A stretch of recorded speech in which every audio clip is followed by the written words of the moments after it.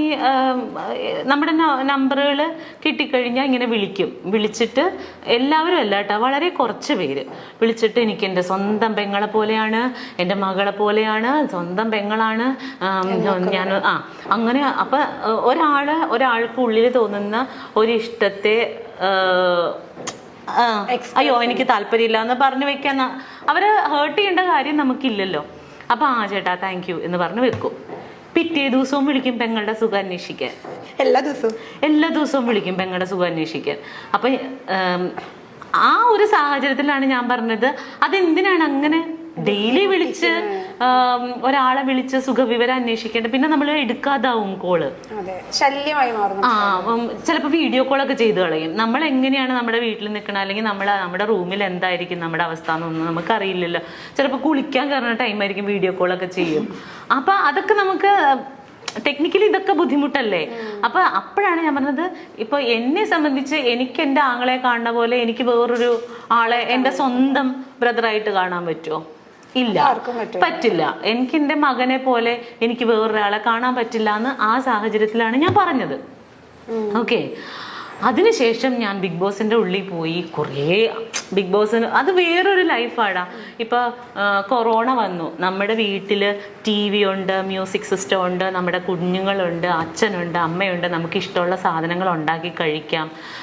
കള്ളുകുടിക്കുന്നവർക്ക് വീട്ടിൽ മദ്യം ഉണ്ടെങ്കിൽ അതും കുടിക്കാം. ആർക്കും ഒരു പ്രശ്നം ഉണ്ടായിരുന്നില്ല. ആകെ നമുക്ക് പോകാൻ പറ്റാത്തത് നമ്മുടെ വർക്കിംഗ് സ്പേസിൽ പോകാൻ പറ്റുന്നില്ല, റോഡിലേക്ക് ഇറങ്ങാൻ പറ്റുന്നില്ല, കടകളിൽ പോകാൻ പറ്റുന്നില്ല. ഇതായിരുന്നു നമുക്കുണ്ടായിരുന്ന ബുദ്ധിമുട്ട്. ആ സമയത്ത് പോലും ആളുകൾ എന്തോരം ഫ്രസ്ട്രേറ്റഡ് ആയി. ഇതൊന്നുമില്ലാത്ത ഒരു സ്പേസിൽ പരസ്പരം പരിചയമില്ലാത്ത 16 പേര് ഒരുമിച്ച് ജീവിക്കുന്ന ഒരു വീട്ടിലാണ് നമ്മൾ കഴിയണത്. നമ്മൾ ഇതുവരെ എൻ്റെ ലൈഫിൽ എൻ്റെ 40ാമത്തെ വയസ്സിൻ്റെ ഇടയ്ക്ക് ഇതുവരെ ഞാൻ അങ്ങനെ ഒരു സിറ്റുവേഷൻ ഫേസ് ചെയ്തിട്ടില്ല.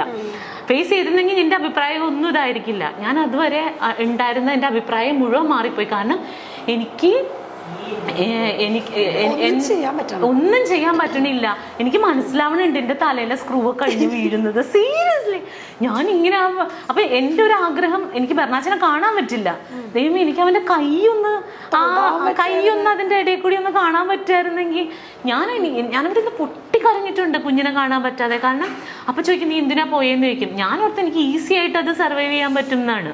ഇന്നും ബെർണാച്ചന് സ്കൂളിൽ പോയപ്പോൾ ഞാൻ ടോയ്ലറ്റിലിരുന്ന് കുറേ കരഞ്ഞു. വേറെ ഒന്നുമല്ല, ഞാൻ ഇന്ന് അവിടെ നിന്ന് പോരും, എനിക്കിന്ന് അവനെ കാണാൻ പറ്റില്ല. സ്കൂൾ വിട്ട് വന്ന് കഴിയുമ്പോൾ ഇനി ഞാൻ 10-15 ദിവസം കഴിയുമ്പോഴേ ഒരു ടിഷ്യൂ തരും. സീരിയസ്ലി അല്ല, ഇത് കണക്കിലാക്കണ്ട.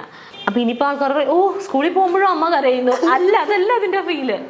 അവന് സ്കൂളിൽ പോയി, എനിക്ക് അവനെ ഡെയിലി കാണാൻ പറ്റില്ല. അപ്പോൾ ഇനിയിപ്പോൾ വൈകുന്നേരം സാധാരണ ഞാൻ ഇവിടെ ആണെങ്കിലും വീട്ടിലുണ്ടാവും ഞാൻ അവൻ വരുമ്പോൾ, അല്ലെങ്കിൽ രാത്രി ഞങ്ങൾ ഒരുമിച്ചാണ് ഇറങ്ങണത്. ഇന്ന് മുതൽ ഇനി അത് പറ്റില്ല. ഇന്നിപ്പോൾ ഞാൻ പോകുമല്ലോ. അപ്പം എനിക്ക് അവൻ പോകുമ്പോൾ ഒരു തിങ്ങലാണ്. ഇതിൻ്റെ 100 ഇരട്ടിയാണ് ഞാൻ ബിഗ് ബോസ് വീട്ടിൽ വെച്ച് അനുഭവിച്ചത്.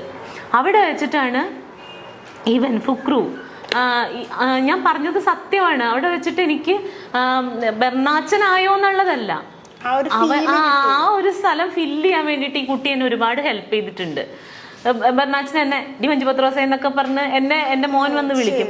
അതുപോലെയൊക്കെ ബെർണാച്ചൻ ഹലോ, അതുപോലെ ഇവൻ ഫുക്രപ്പം വന്നിട്ട് ഡി മഞ്ജുപത്രോസ എന്ന് വിളിക്കുമ്പോൾ ഞാൻ പെട്ടെന്ന് അയ്യോ എനിക്ക് കൊച്ചു വിളിക്കുന്ന പോലെ തോന്നും. അതുപോലെ ഇപ്പൊ എനിക്ക് ഫുഡൊക്കെ ഭയങ്കര ഇഷ്ടമാണ്.